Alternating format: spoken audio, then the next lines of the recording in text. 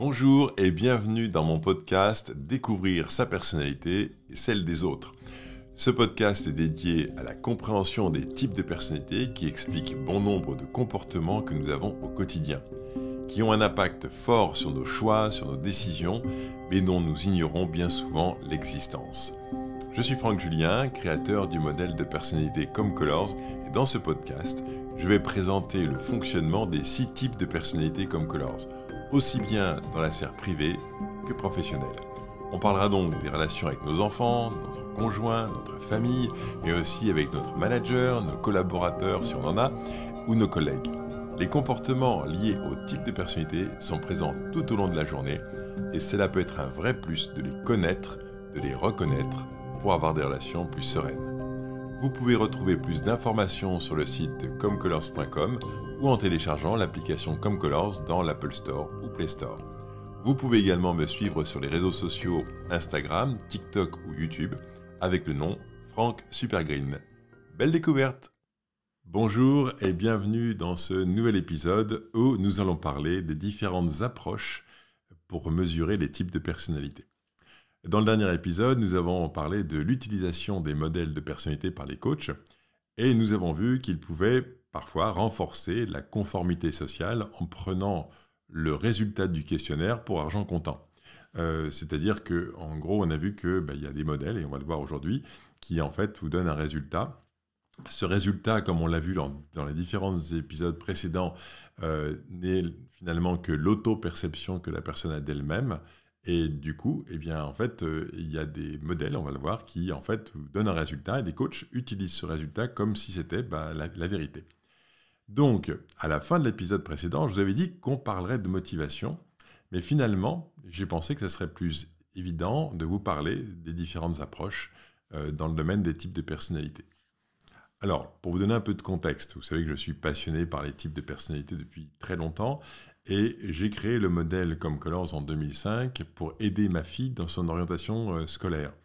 En fait, elle était un peu perdue, elle était en première, elle était un peu perdue dans son orientation et j'ai proposé à son lycée d'intervenir dans sa classe pour l'aider à mieux se connaître, pour mieux s'orienter.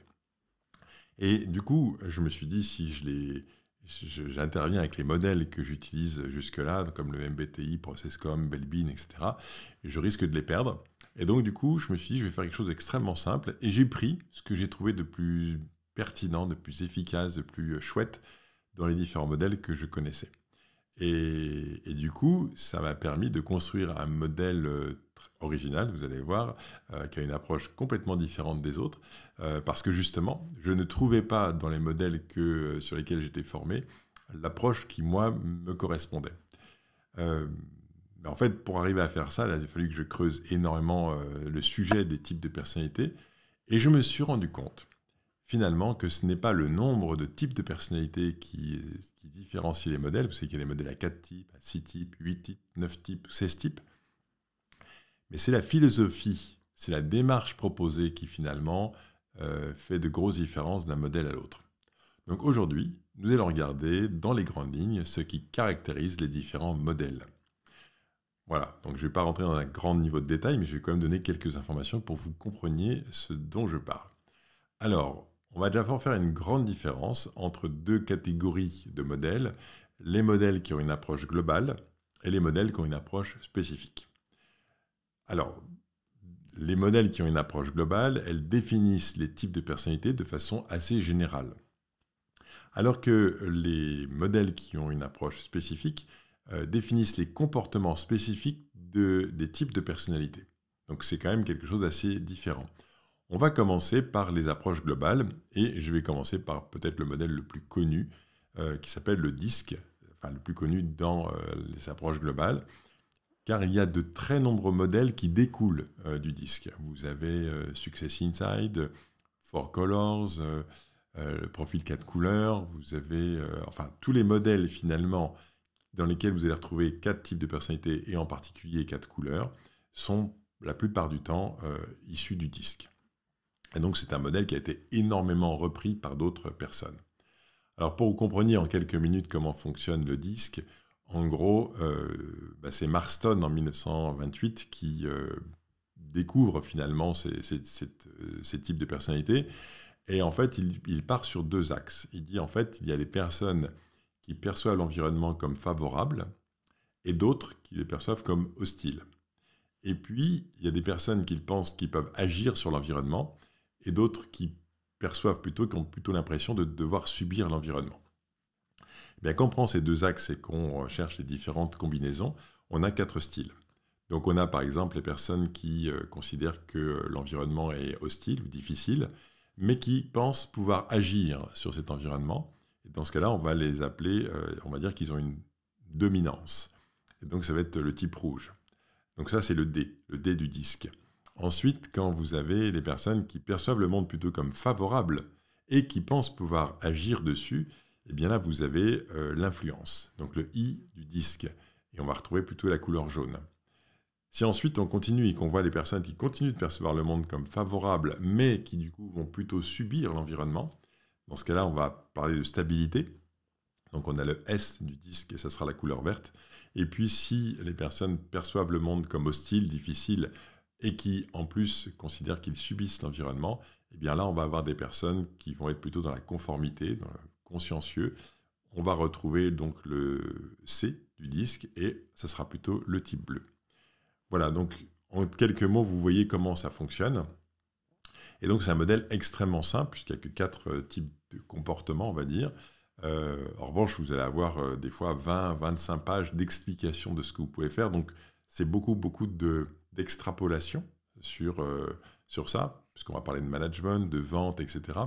Mais disons que ça reste un modèle extrêmement simple, d'ailleurs qui est souvent utilisé pour des commerciaux, puisqu'on veut aller très très vite là-dessus.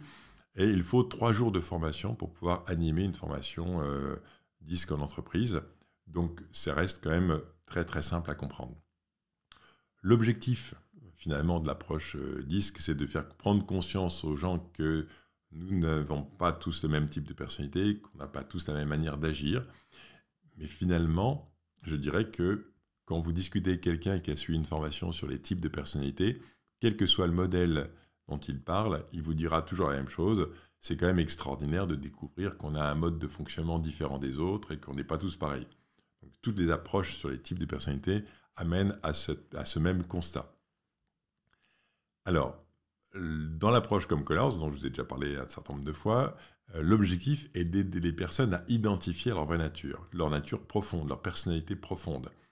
En fait, le disque et toutes les approches qui sont basées sur le disque ne peuvent pas aider les stagiaires à identifier leur vrai type de personnalité, car les comportements spécifiques ne sont pas définis ni mesurés avec la psychométrie. Je ne vais pas revenir sur la psychométrie, puisqu'on en a déjà parlé dans différentes approches. Il y a bien une psychométrie sur le modèle disque, mais elle est basée sur la mesure du type, mais pas des comportements spécifiques propres à chaque type de personnalité. Et donc, ce qui est assez malin dans l'approche disque, c'est que vous allez avoir, on va vous définir un style naturel et un style adapté, et ça peut donner l'impression que du coup, on a mesuré des dimensions cachées. On arrive à mesurer finalement comment on est naturellement et comment on est adapté. Mais le problème, c'est qu'un questionnaire de personnalité ne mesure que l'auto-perception. C'est-à-dire que ça mesure ce que la personne pense d'elle-même. Et donc, si elle dit « moi, je me perçois comme ça à la maison et comme ça au travail », c'est toujours qu'une auto-perception. Et dans le modèle disque, il n'y a aucun moyen d'aider les personnes à voir s'ils sont réellement comme ça. Donc, il n'y a pas de confrontation du résultat, il n'y a pas de recherche de savoir si vous êtes vraiment tel que vous avez répondu au questionnaire. Donc voilà, ça c'est la première approche globale, et on va aller maintenant voir des approches spécifiques. Et nous avons le MBTI, comme Colors, ProcessCom, qui sont des modèles qui ont vraiment une approche spécifique. Alors il y en a d'autres évidemment, mais là je donne les principaux. Je commence par ProcessCom, qui est vraiment un modèle à part, parce qu'en fait, aussi bizarre que ça puisse paraître, ce n'est pas un modèle de personnalité. En fait, la ProcessCom, c'est un prolongement de la psychanalyse, c'est-à-dire que la ProcessCom ne présente pas vraiment des types de personnalités, mais des adaptations de la personnalité à son environnement. Alors, pour comprendre pourquoi je dis ça, il faut retrouver l'origine du modèle ProcessCom. À l'origine, vous avez Paul Ware. Alors, Paul Ware, c'est un transactionnaliste, c'est-à-dire qu'il est formé à l'analyse transactionnelle, mais c'est également un psychiatre de formation. Et dans les différentes pathologies psychologiques qu'on peut trouver, il y a ce qu'on appelle les troubles de la personnalité. Et Paul Ware identifie 6 troubles de la personnalité qu'il dit qu'on peut retrouver dans l'ensemble de la population sous la forme d'une adaptation de la personnalité à l'environnement. Voilà, donc ça c'est la base des 6 types de personnalité. Et ensuite, il dit, en fait, puisqu'il connaît l'analyse transactionnelle, il va essayer de connecter donc les types de personnalités qu'il a identifiés, donc ces 6 adaptations, avec des concepts de l'analyse transactionnelle. Et il va surtout, par exemple, connecter avec les drivers. Debbie Keller, donc, qui est à l'origine du modèle Process Communication Management, a repris les 6 types, les 6 adaptations de la personnalité de Paul Ware, et lui, il a été plus loin puisqu'il les a connectés avec donc 7 autres concepts de l'analyse transactionnelle, plus le concept du management situationnel de Paul Hersey. Peut-être vous connaissez la fameuse matrice de Hersey-Blanchard, voilà, donc, qui donne 4 styles de management en fonction des situations. Et donc, en fait, ce qu'il va faire, Debbie Keller, c'est qu'il va donc connecter, en fait, il va poursuivre le travail de Paul Ware, et il va simplement renommer les concepts de l'analyse transactionnelle, ce qui fait que les états du moi vont s'appeler les parties de personnalité, les transactions vont s'appeler les canaux de communication, les appétits donc vont devenir les besoins psychologiques, les scénarios, là il ne va pas changer le nom, il va continuer de les appeler les scénarios, etc. Donc voilà, mais alors au final, la ProcessCom, c'est de l'analyse transactionnelle. Donc l'analyse transactionnelle, finalement, est un prolongement de la psychanalyse. Et ce qui est très intéressant à comprendre, et vous allez comprendre pourquoi j'en arrive là, en fait, la psychanalyse parle de la construction de l'individu. C'est-à-dire, pourquoi nous sommes devenus ce que nous sommes devenus. C'est donc notre histoire qui nous a construit, notre éducation, nos rencontres, nos croyances qui nous ont façonnés. Et donc, ça n'a absolument rien à voir avec les types de personnalités que l'on retrouve dans l'ensemble de la population, quelles que soient les cultures, quelle que soit l'histoire de la personne, son éducation, ses rencontres. Les types de personnalités sont mesurés quel que soit le contexte. Or, l'analyse transactionnelle ou la psychanalyse, elle s'intéresse à on est devenu ce qu'on est devenu parce qu'on a eu une certaine histoire. Et donc, ce n'est pas des types de personnalités.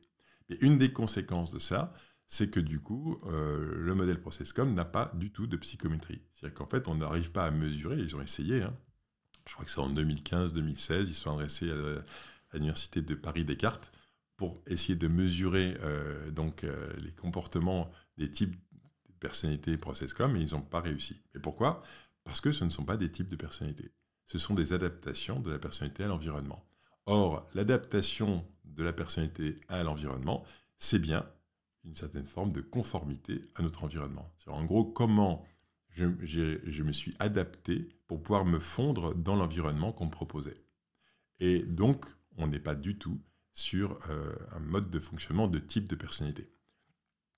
Alors, pour vous expliquer en 2 mots pourquoi on ne peut pas mesurer les types de personnalité, enfin les concepts du modèle ProcessCom, je prends un exemple très simple. Je vais prendre un concept qui s'appelle, un driver qui s'appelle le fait plaisir.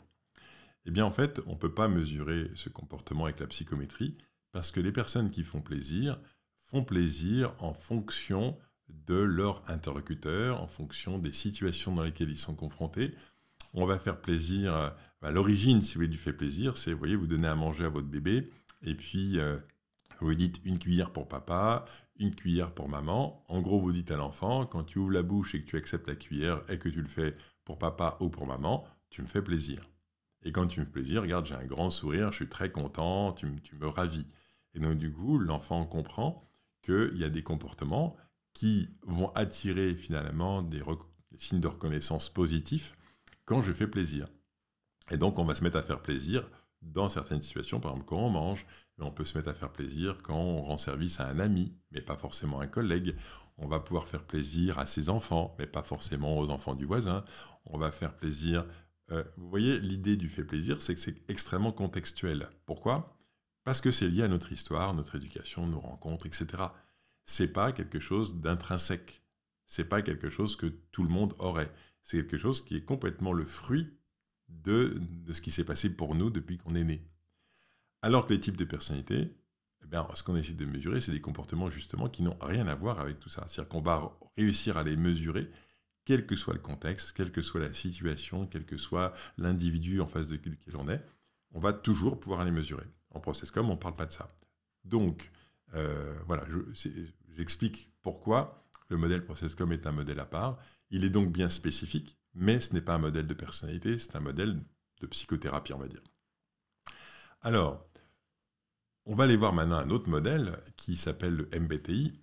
Et le modèle MBTI est peut-être le modèle le plus connu au monde, puisque je crois que quand je me suis certifié, c'était il y a quelques années quand même, pas 20 ans, mais pas loin, on disait qu'il y avait à peu près 2 millions de personnes qui répondaient au questionnaire MBTI par an. Donc vous voyez qu'on est sur des volumes extrêmement importants.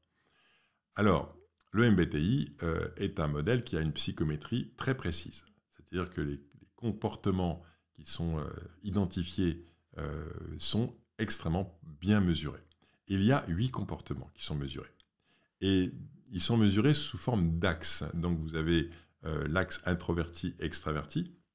Donc on a bien les deux en nous, mais ce qu'on va chercher à savoir, c'est notre préférence.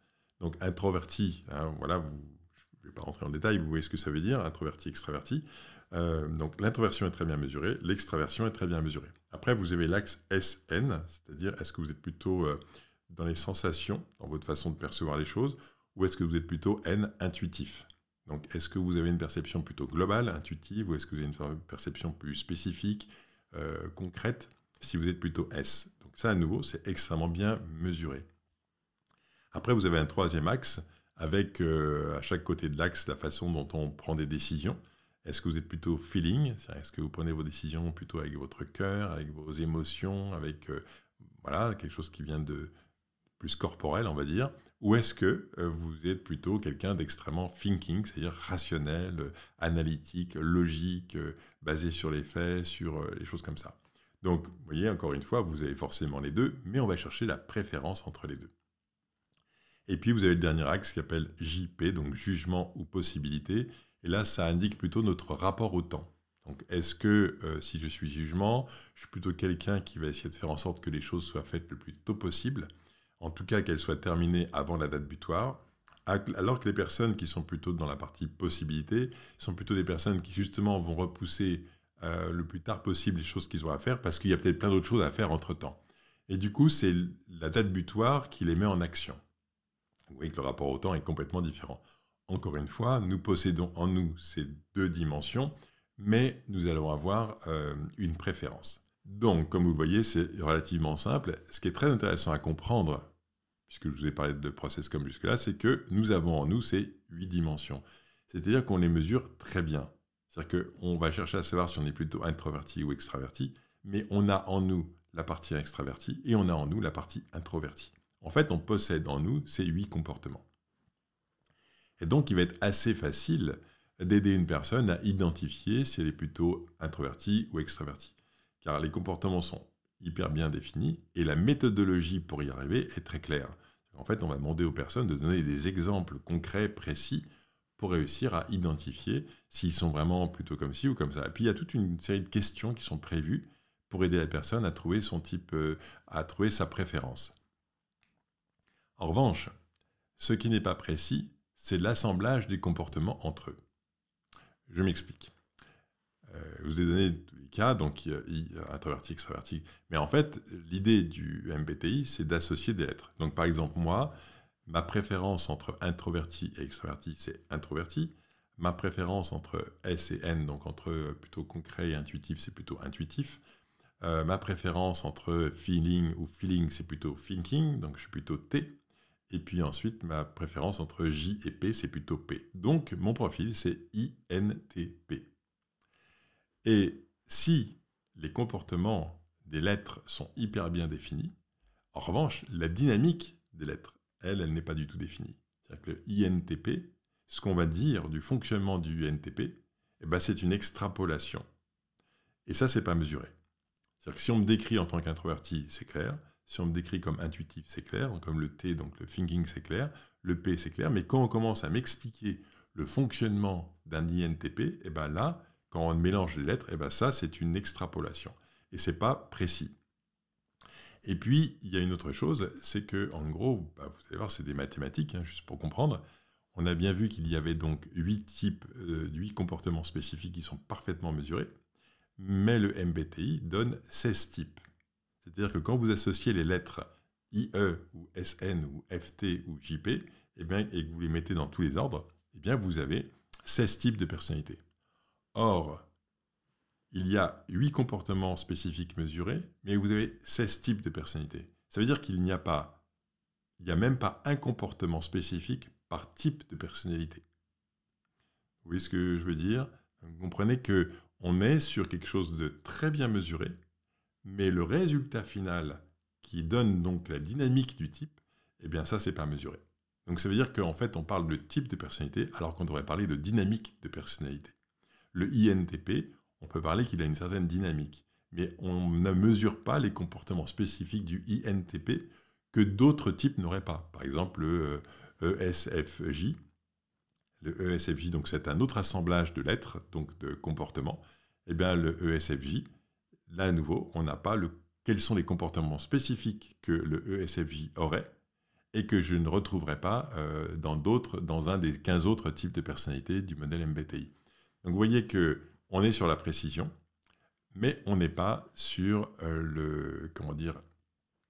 on est sur la précision des comportements mesurés, mais on n'est pas du tout sur la précision du type de personnalité. Ce qui fait que, du coup, on n'arrive pas à se repérer. Une fois qu'on nous a dit qu'on est INTP, ok, on va se rappeler des lettres, mais la dynamique du type, c'est très compliqué de s'en rappeler parce qu'il n'y a rien de défini précisément. Voilà, donc on continue. Je vous ai parlé de comportements spécifiques. Donc maintenant, on arrive à ComColors, donc un autre modèle, le modèle que j'ai créé, et dans lequel on va retrouver la précision des comportements avec une psychométrie extrêmement précise. C'est-à-dire que moi, j'ai trouvé que l'approche MBTI était extrêmement pertinente, dans le sens où le fait de pouvoir aider les personnes à trouver leur type de... ou en tout cas à se reconnaître dans les comportements, pour moi, ça c'était vraiment quelque chose d'extrêmement important. Parce que, justement, en ayant été formé sur différents modèles, j'ai vu à quel point il pouvait y avoir des écarts entre le résultat du questionnaire et les comportements observables que la personne montrait. Et donc, j'ai trouvé que l'approche du MBTI qui consistait à partir du résultat, puisqu'il y a un questionnaire, bien sûr, mais on part du résultat et on va aller vérifier si la personne est bien comme ça, j'ai trouvé que cette idée était absolument géniale. Et donc, je l'ai intégrée dans l'approche ComColors. Sauf que, il y a une vraie différence entre les deux. C'est que dans le modèle ComColors, il n'y a que 6 types de personnalités, mais pour chaque type de personnalité, on va pouvoir mesurer 3 comportements spécifiques avec la psychométrie. Donc, pour chaque type de personnalité, on va avoir une motivation spécifique, un comportement sous stress spécifique et un comportement conflictuel spécifique. Et aucun de ces comportements n'est en commun avec d'autres. C'est-à-dire que le comportement, par exemple, du type vert, moi, si je prends ma motivation, la motivation du type vert, c'est la motivation d'avoir besoin d'espace et de temps pour lui, eh bien, aucun des 5 autres types de personnalités n'a la même motivation. Et on va retrouver la même chose pour les comportements qui sont liés au stress ou qui sont liés au conflit. En fait, chaque type de personnalité a des comportements spécifiques qui ne sont pas en commun avec d'autres types de personnalités. Okay, et donc, ça nous permet d'avoir une définition du comportement de chaque type de personnalité extrêmement précise. Voilà, et donc ça va nous permettre d'avoir 6 types de personnalités très très bien définis. Et bien sûr, qu'est-ce que ça va nous permettre? Eh bien, ça va nous permettre d'aider quelqu'un à identifier son type de personnalité. Puisque, on l'a vu, si je fais ce podcast sur les différentes approches, c'est parce que je vous ai expliqué depuis différents épisodes que nous étions constitués de 2 grandes parties dans nos fonctionnements.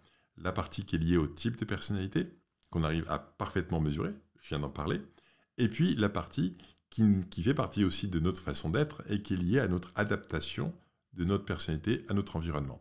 Et là, on a parlé par exemple du modèle ProcessCom qui est parfait pour mesurer notre capacité d'adaptation à notre environnement. Eh bien, dans l'approche ComColors, ce qui va nous intéresser, c'est d'arriver à faire la séparation entre les deux. C'est-à-dire quels sont les comportements, quel est notre type de personnalité, et justement, qu'est-ce qui n'est pas de notre type de personnalité? Eh bien, grâce à cette psychométrie extrêmement précise et au fait que nous avons 3 comportements spécifiques par type de personnalité, alors on peut réussir à aider les personnes à identifier finalement leur vrai type de personnalité. Alors, Voilà, vous voyez que c'est un peu spécifique aujourd'hui notre épisode. J'espère que cette présentation synthétique vous aura permis de comprendre pourquoi. Je disais dans les épisodes précédents que les coachs peuvent renforcer la conformité. Si vous êtes un coach modèle, ou si vous travaillez avec un coach qui utilise le modèle DISC, il va vous faire passer un questionnaire, il va chercher à mesurer votre type de personnalité, mais il n'aura aucun moyen pour vous aider à vérifier si la perception ou l'auto-perception que vous avez de vous-même correspond bien à votre type de personnalité. Il va vous dire, voilà, votre type de personnalité, c'est ça, puisque vous avez répondu ça, et je vais vous expliquer qui vous êtes. Et un coach formé au DISC n'a aucun moyen d'aider son coaché à savoir s'il est vraiment comme ça ou pas. Dans Model ProcessCom, là, on est sur une autre approche, puisque le modèle cherche à mesurer l'adaptation de la personnalité à son environnement. Et en fait, ce qui crée une confusion, c'est qu'ils appellent ça les types de personnalité. Et donc, du coup, c'est un modèle qui va renforcer la conformité très fortement. Puisque le principe même de la ProcessCom, c'est d'aller mesurer donc votre capacité à vous conformer à votre environnement, à faire plaisir, à être parfait, etc. Mais qu'ensuite, on va vous dire, ça, c'est bien votre type de personnalité. Alors qu'en fait, ce n'est pas le type de personnalité. C'est juste votre capacité à vous adapter à votre environnement. Si maintenant on va sur le MBTI, c'est un modèle de personnalité qui cherche à mesurer précisément les comportements, comme on l'a vu, mais ces comportements ne sont pas directement liés au type de personnalité. Puisqu'on a vu, il y a 8 comportements qui donnent 16 types de personnalité. Okay, donc je ne vais pas revenir sur l'explication que je viens de faire, mais c'est ça le plus important. Modèle comme Colors cherche à mesurer les types de personnalité, et toute l'approche comme Colors est organisée pour faire émerger le vrai type de personnalité. Car pour moi, ça c'est ce qui m'anime le plus, ce qui est le plus important pour moi, c'est qu'on arrive à identifier vos motivations profondes. C'est-à-dire, qu'est-ce qui vous donne envie de vous lever le matin, qu'est-ce qui vous donne envie d'avancer dans la vie, et surtout, ça vous permet d'identifier la réserve d'énergie inépuisable qui est à votre disposition tout au long de la journée, tout au long de votre vie. Une fois que vous avez compris ce qui recharge vos batteries, eh bien vous allez pouvoir organiser votre vie de manière à être en permanence en contact avec cette motivation. Et si vous êtes en contact avec votre motivation et si vous en prenez soin, eh bien en fait vous allez pouvoir déployer tout votre potentiel. Et c'est ça qui m'intéresse le plus. Donc c'est pour ça que l'approche comme Colors est complètement basée sur cette idée de partir à la découverte de votre type de personnalité, mais non pas de la perception que vous avez de vous-même, mais de ce qui vous anime profondément. Voilà, donc j'espère que cette présentation vous aura plu. En tout cas, moi, ça me passionne. Je ne sais pas si vous l'avez senti. Et là, maintenant, je peux, pour le prochain épisode, vous parler de motivation et de voir pourquoi, qu'est-ce que ça peut vous apporter d'être en contact avec la motivation qui est liée à votre type de personnalité. Mais ça, c'est pour le prochain épisode. Donc, je vous souhaite une très bonne semaine et on se retrouve mardi prochain pour la suite. À bientôt!